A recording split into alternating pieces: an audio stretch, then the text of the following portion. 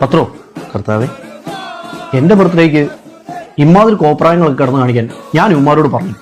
യുവന്മാർ ഈ കാണിക്കുന്നത് കർത്താവിനെ സന്തോഷിപ്പിക്കാൻ വേണ്ടിയാണ്. പക്ഷെ അവര് സന്തോഷിക്കുന്നുണ്ട് അതുപോലെ.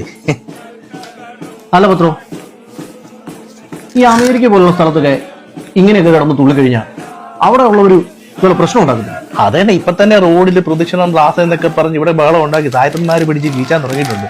ഇതിന്റെ ബാക്കി കിട്ടിക്കോളും. ഇല്ല അച്ഛനൊക്കെ ഉണ്ടോ?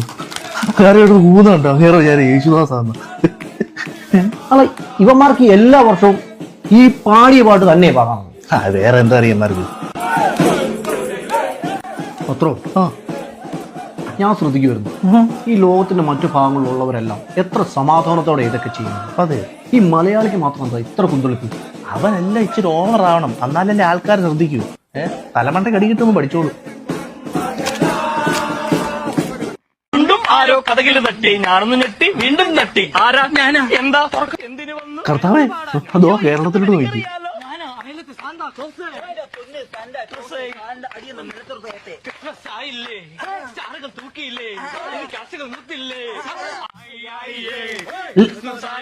അവൻ എന്തുകൂടാ ചെയ്തു? അവന് വരയുടെ അസുഖം തോന്നുന്നു. ആൽബണ്ടാസം എടുത്താൽ മതി, അത് മാറിക്കോളൂ. പത്രോയ്ക്ക് വൈദ്യവും വശമുണ്ടല്ലേ? സുവിശേഷത്തിനടുത്ത് ചെറുതായിട്ടൊരു ഡോക്ടറേറ്റ്. എന്നെ പാടി ഉറക്കാനായി അടിപൊളി സാന്താ ക്ലോസ് വന്നു. അടിപൊളി സാന്താ ഇതെങ്ങനെയൊന്ന് നിർത്തുന്നത്? അമ്മാറൊരു ക്ലോസ്. എന്ത് മരം ക്ലോസ് ആക്കിയല്ലേ നമുക്ക്? അരുത് പത്രം, ഒന്ന് പേടിപ്പിച്ച് വിട്ടാ മതിയോ?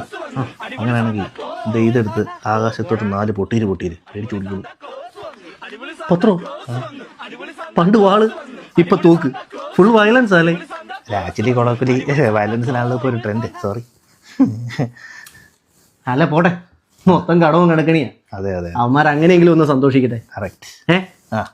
അപ്പൊ ഹാപ്പി ക്രിസ്മസ്. Merry Christmas.